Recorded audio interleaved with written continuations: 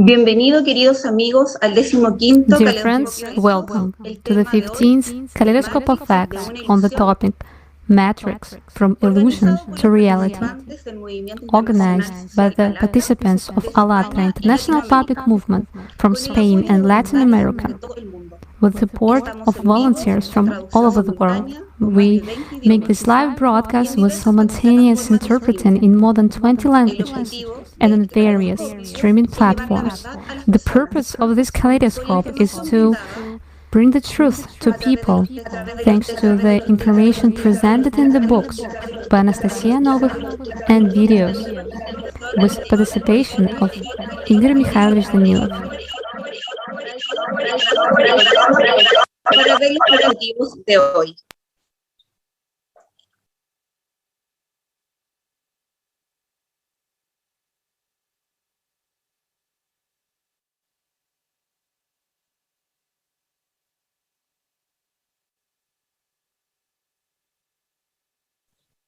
Now we'll watch the trailer of this conference.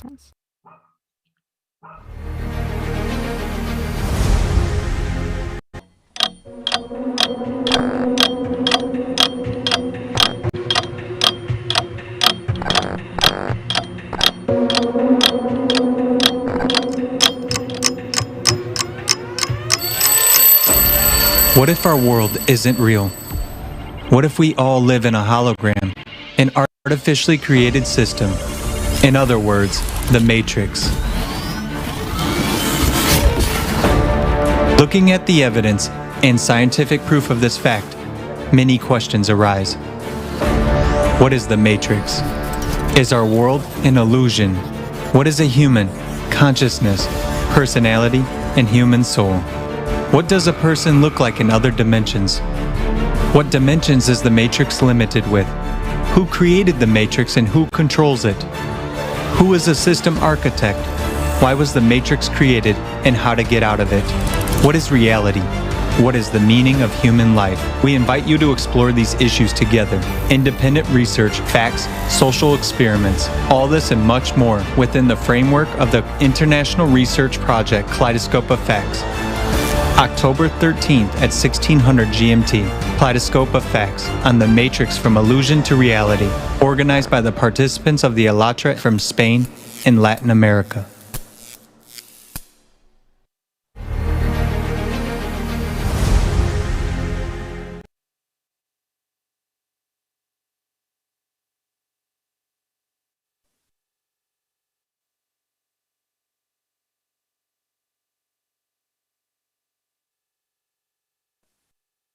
Hola amigos, soy Adrián Jiménez. Greetings, friends. I'm Adrian Jimenez from Uruguay. We're happy to be here today at this Kaleidoscope of Facts. We are honored to be with you, dear friends. In this part, we'll provide all the information to answer the question whether the Matrix exists, how it works, what it was created for, and how to get out of it. Sistema, mundo terrenal. Nuestra primera parte, ¿es nuestro mundo una ilusión? Today we are going to develop this exciting topic, the Matrix, the system, the earthly world. And first part is our world an illusion. The world is a gigantic, magnificent, highly complex and detailed hologram. To understand this, let's listen to our speaker, Marcelo from Chile. Marcelo, please. Los científicos modernos se inclinan cada vez más por creer que el universo Hello, friends. Modern scientists are increasingly inclined to believe that this three-dimensional universe, as we perceive it, simply doesn't exist. It is nothing but a kind of hologram. In other words, the reality that surrounds it is an illusion. The theory that the universe is a hologram relies on the discreteness of space and time. In other words, they consist of separate parts, like pixels. Imagine an ordinary magazine picture. It looks like an uninterrupted image, but from a certain level of magnification, it disintegrates into dots that make up a single whole. Similarly, if we zoom in on our universe, going deeper and deeper into the essence of things, at a particular level, we'll see something like a digital image of very poor quality. The picture will be fuzzy and blurry. Thus, our world is assembled from microscopic dots into a single beautiful, even convex picture, indicating that it is illusory. One of the first to declare that the objective reality does not exist was David Bohm. He claimed that the world is one giant, magnificently detailed hologram. To understand why Bohm drew such a startling conclusion, let's explore what a hologram is. A hologram is created by means of holography. Holography comes from the Greek words holos, which means whole, complete, and grapho, which means to write. In other words, it's a complete record. What does this mean? Let's take an example of laser holography. It's a method of recording or registering information based on the interference of light. It is exactly the interference created by laser light and imprinted on a photographic plate that generates a picture, which we call a hologram. The light waves recorded on a hologram in the form of an interference pattern are reconstructed. They create a complete illusion of the existence of an object.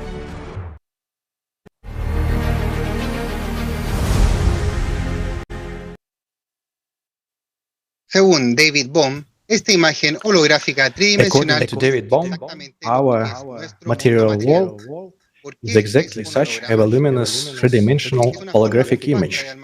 Why a hologram? Because it's a complex way of storing and transmitting information. We can use a hologram to encode an immense amount of information and also create conditions for its reproduction. Another unique feature of a hologram is that even its smallest part contains information about the whole object. For example, let's have a look at a holographic film with an image of an apple. Si la cortas por la mitad y la iluminas con un láser, cada If you mitad cut contendrá una imagen an apple in completa half de la misma and manzana. illuminate it with a laser, each half will contain an entire image of the same apple. If we continue cutting the hologram into smaller pieces, on each of them we will again find an image of the whole object. We can divide the hologram further to infinity. And also, all the decreasing particles will reproduce the whole picture. This is corroborated by interesting research carried out in 1982 by the main scientist Ian Demetrescu. He took a photograph of the leaf with a circular hole carved in it. The image displayed shows a leaf with a small hole inside it, containing a tiny phantom of the same leaf. De la piel o de una gota de sangre contendrá la misma información genética de todo el cuerpo. Whether we take a DNA molecule from a hair, skin, or a drop of blood, it will contain the genetic information of the entire body. Thank you, Marcelo. There is enough, and there is already lots of scientific evidence in community to support the holographic nature of the universe. Let's look at the effect of phantom leaf that was discovered by Kilian method. The Kilians discovered that any object under certain conditions emits glow and completely repeats its shape. If you cut part of the fresh leaf that has been ripped off the tree and the leaf itself is placed in a high-frequency electric field, a phantom image will leave the part removed appears in the photo. In essence, the information structure about the whole leaf is preserved. This explains the phenomenon of phantom pain in humans. When one of the limbs is lost, the person is still able to feel it because the information about the entire limb is preserved. This indicates the human body is also constructed on the basis of hologram. Doesn't this example remind you of hologram device where information about entire object is stored on the holographic film? But the essence of the hologram is that under certain conditions, the encoded image can be restored in nature of the proof of its regeneration. For example, Daniel fish are able to regenerate parts of the fins, eyes, and even regenerate their own heart cells. Sea stars, snails, newts can also regenerate lost body parts, and hydras and earthworms are able to regenerate the entire organism from separate pieces of the body. Plants are capable of regenerating a new plant from cuttings. As for humans, throughout lives, our hair grows, cuts, minor burns, and wounds heals. They are a constant process of regeneration and renewal, according to given information. All this information, observation, have led researchers to the idea that phantoms or energy emission around the killing leaf and other objects form a hologram which acts as a force field organizing matter. Evidence of this can be found in experiments conducted by Harold Saxton Burr, a scientist at Yale University in the United States. One day, he photographed a buttercup seed, and on the photographic plate, he found the exact image of the adult plant as a globe. After this seed spread out, the young organism began to develop inside the energy field and in the process of growth, just feeling the energy form in within itself. The scientists observed a similar effect in animals. Examining the shape of electrostatic field of salamanders, he found that the cubs have energy fields that are approximately similar to those of the adult animal, and the tension vector of these fields pass through the brain and spinal cord, forming a vesicular axis along the nervous system. Barr wanted to find out at what stage animal development this axis appears, and discovered that it already existed in maternal eggs. The data suggested that any developing organism, including humans, follows the already prescribed holographic growth pattern. Scientific discoveries in cell body have proven that not only egg cell stores the information and recreate the whole organism, but any other cells contains a copy of the parental DNA structure. The proof is the experiments on vegetative multiplication of living cells conducted by Dr. Herbert Richard. For example, to create a generic copy of protozoan organism, such as frog, the method of vegetative propagation is used. For this purpose, a DNA molecule from a frog fertilized egg is removed and replaced with DNA molecule from the intestines of the adult frog. Since all body cells contain the same DNA, they reproduced an identical copy of the frog with this method. We have therefore found that the primary life forms and life itself in any material structure is the energy framework that has a holographic principle. It's also called phantom or an energy field. The whole material world consists of these fields, so we can say that the universe is a huge pattern of energy interference. In conclusion, I would like to add that the laser holography creates only the illusion of an object, a visual holographic image that we can't touch. In reality, not only do we see object, but also we can touch them. According holographic theory, the objects that surround us are the same holographic images. The only difference being that the real objects are composed of particles, molecules, and atoms that are connected to each other in certain framework. But it is as much as illusion as a holographic image. For continuation of this topic, I would like to give the floor to Stas. Всем привет, дорогие друзья. Hello, all dear friends. The question of whether our world is real has been asked since antiquity. The myth of the cave, written by Plato more than 2,000 years ago, is an example. However, today's question remains open, and some scientists hold that we live in a simulation, arguing that our world is not as it seems to be at the first glance. First of all, it's already clear today that even the most complex object can be assembled from a few simple quarks. The same as any computer game story is drawn just from 3 pixels. And if there is a universal building material, then this simulation is controlled by someone.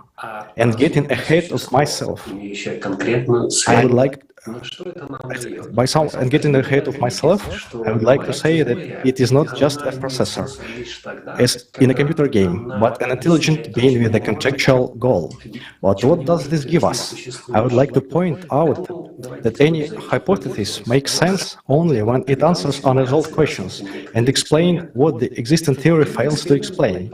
So, using the hypothesis that our world is like a computer simulation, let's look at some experiments. The first experiment was set up to test Einstein's theory of relativity. Specifically, to test his claim that time shows down at high speeds. Sounds like science fiction, but it was a fact which was confirmed in the Hafel-Keating experiment.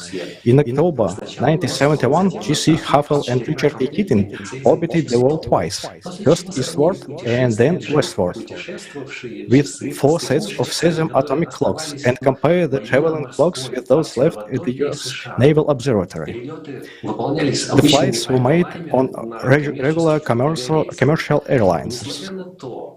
And despite the fact that clock that traveled was only a few tenths of nanoseconds behind, this is a very interesting result. Modern physics explains this by the fact that space and time warps at the high speeds. But what if whoever controls the quarks is a processor skips clocks? After all, a high speed is essentially a fast frame change, and there may simply not be enough resources to render them. The next phenomenon I would like to consider is a quantum entanglement. Let me remind you that entangled particles are particles in which a change in state of one particle is instantly reflected in the state of the other, regardless of the distance. Let me make a small digression.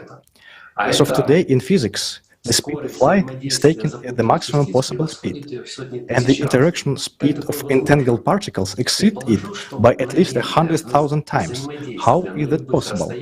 Let's assume that instantaneous interaction at any distance is only possible if someone has access to every point in space, just as a video card has access to every pixel on monitor. In that case, it is not difficult for whoever is rendering our world to change the state of one particle when it affects another. And in this case, distance is irrelevant. And the most important question is, through which slot will the electron fly? Many scientists are of the opinion that the measurement process itself makes the electron collapse. But if our world is a simulation, then it is logical that it collapses only when it is observed. That is just like in a computer game. The world is drawn as necessary, and the electron becomes a particle only when attention is paid to it. Thank you, dear friends.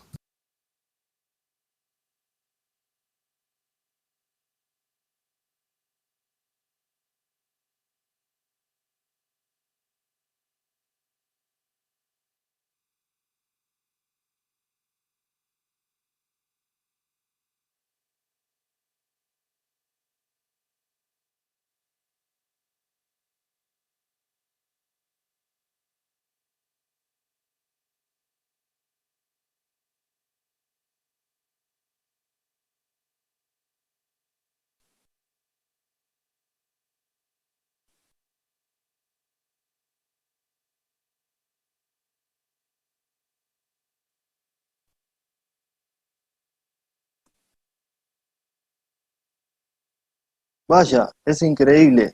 The amazing thing that our world is not what it seems at first glance. It's simulation that someone controls, but being inside of it, it's hard to detect.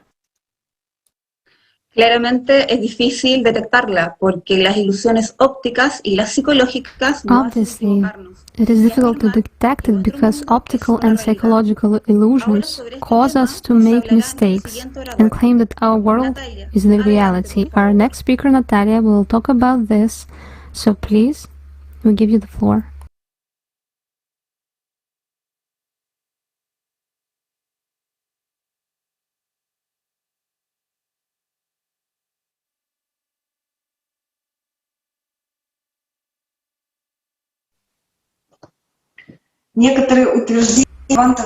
Some claims of quantum physics may seem not clear to us because we are used to perceive this world as reality.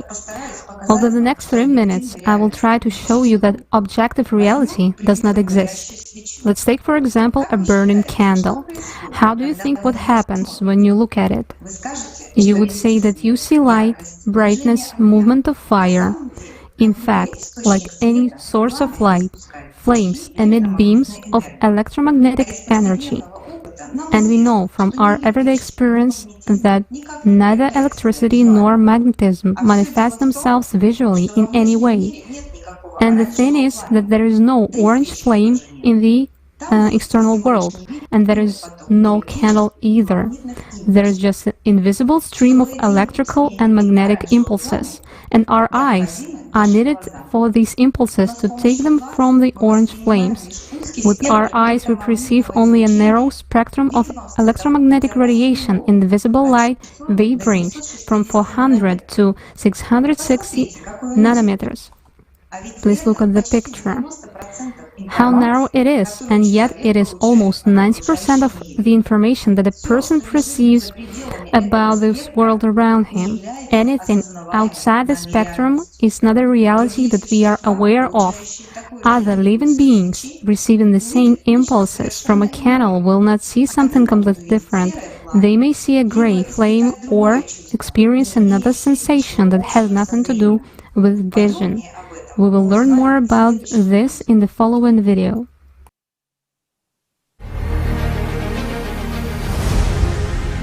In the 1960s, American neurophysiologist Carl Pribram, after numerous experiments, came to the conclusion that our brain is also a hologram, and what we feel and see is a holographic virtual process. A human receives information about the world around through his brain, which from birth is tuned to a certain frequency of perception. The brain perceives information through the same organs. It works as a receiver. It receives information in the form of a packet of waves, descripts, and analyzes it. This information is staggering because it means that the world in which we live is not really rivers, mountains, and valleys, but a huge ocean of waves of various frequencies.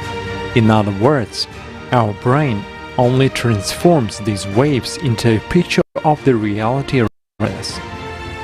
It is similar to frames of moving film, which so quickly replace each other that a complete illusion of continuous reality is created for a human.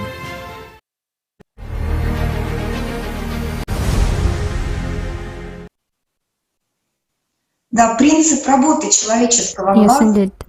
The principle of the way how human eye works is the basis for the idea of holography.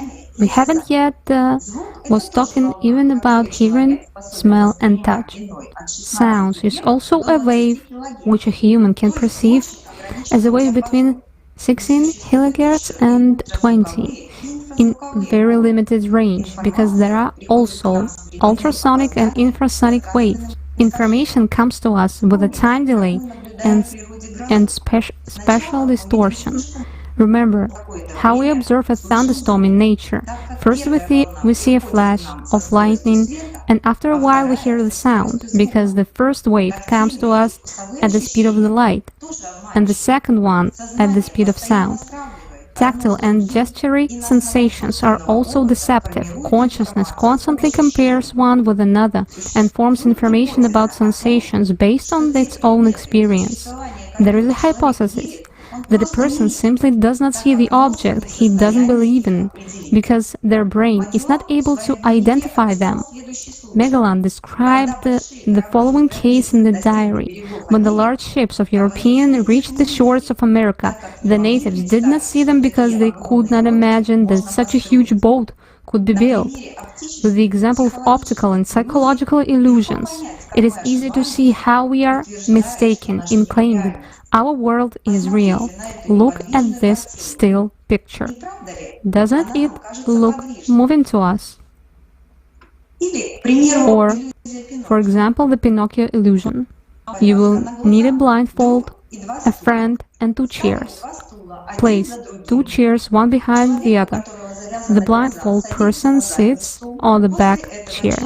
Then the blindfold person reaches out and places his hand on the tip of the nose of another person and places the other hand on the tip of the nose of his own nose. After a couple of minutes, more than 50% of people say that the nose is getting bigger and bigger.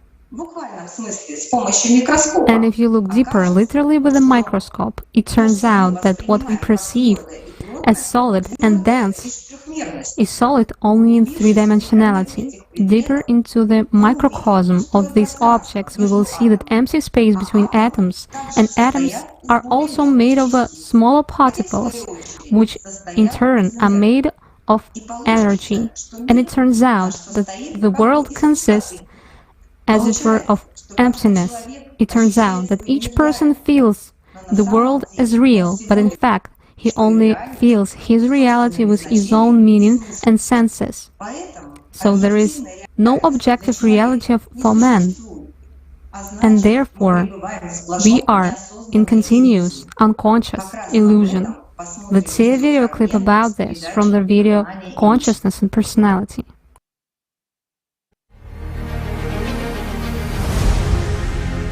What is this world? It's just an illusion. It's the shadows of distorting mirrors of a septon. There is a certain power that generates everything. It all becomes distorted and eventually turns into a wave. This wave becomes matter, and it turns out that we are all an illusion. But you and I feel each other, ourselves, our hands, the table and everything else. For us, this is important. Yet who feels? How does he feel? Why does he feel? And what is behind this? The thing is that there is something different. That which created all matter and which is life itself. After all, if we remove what is called the Holy Spirit manifestation, everything will disappear. You see? Thanks to this light inside of a septon, its mirrors reflect and create an illusion. They actually reflect the inner light. They create matter. If we take a look at what matter really is, matter is an illusion, but the denser this illusion is, the more material it becomes. And matter perceives matter as matter. Just note, even a dream, let's take a simple thing, the work of mind. In a dream, we feel everything is real. There is no difference to us between here and there. In rare cases, we realize that it's a dream. But apart from that, it is all real. Again, from the perspective of an observer or a viewer, we see this theater of actions. For us, solid is solid, material is material. We smell and taste. Life passes, absolutely realistically for us. The same illusion is here. How is it different? Well, I would say it differs in its duration. And it also differs radically by the fact that in this illusion, we have an opportunity to gain life.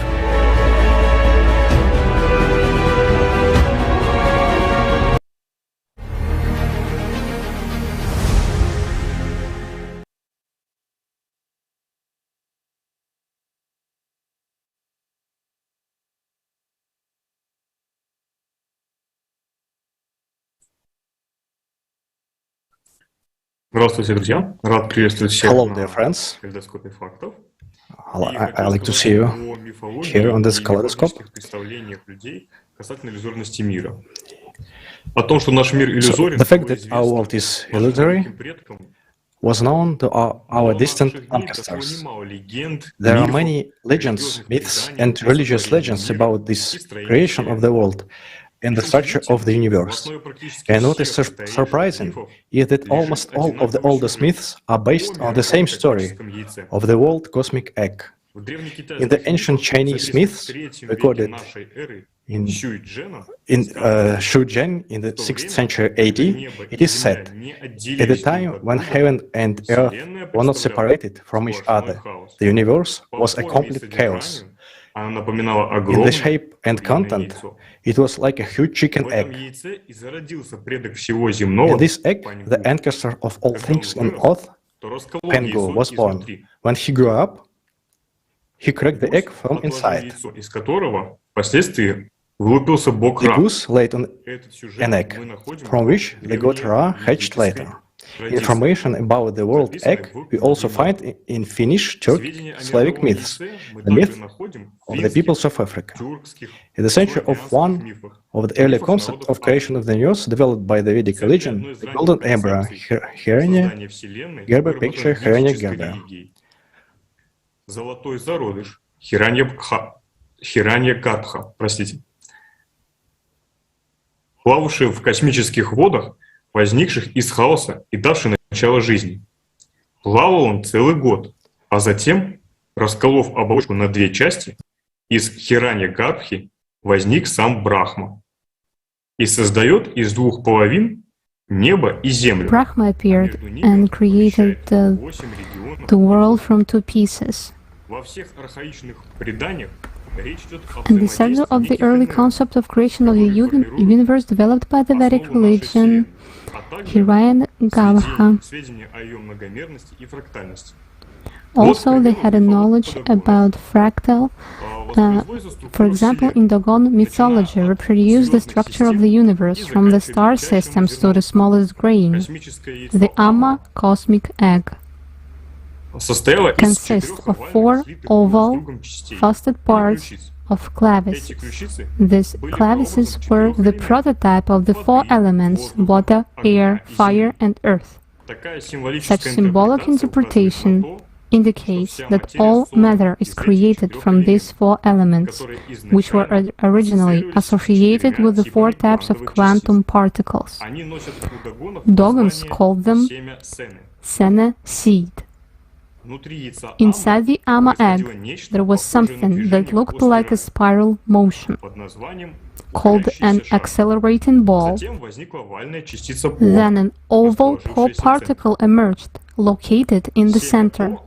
The particle is one of the basic elements of creation. The particle classification from quantum physics perfectly explains the Dogon diagram showing Sene's growth. The Dogons say that the threads of the first closing imitate the sound of Noah's voice, turning into the spiraling turns, which indicates their knowledge of the origin nature of the universe. We found evidence of this in the philosophy of Tao. The Tao is the origin source of all things, contains all things and symbols in the state of some special psychic life energy, Tsi, and seed, Tsin. Therefore, anything can act as a formless symbol, identical with all pervading absence, non-existence. Being and non-being mutually generate each other.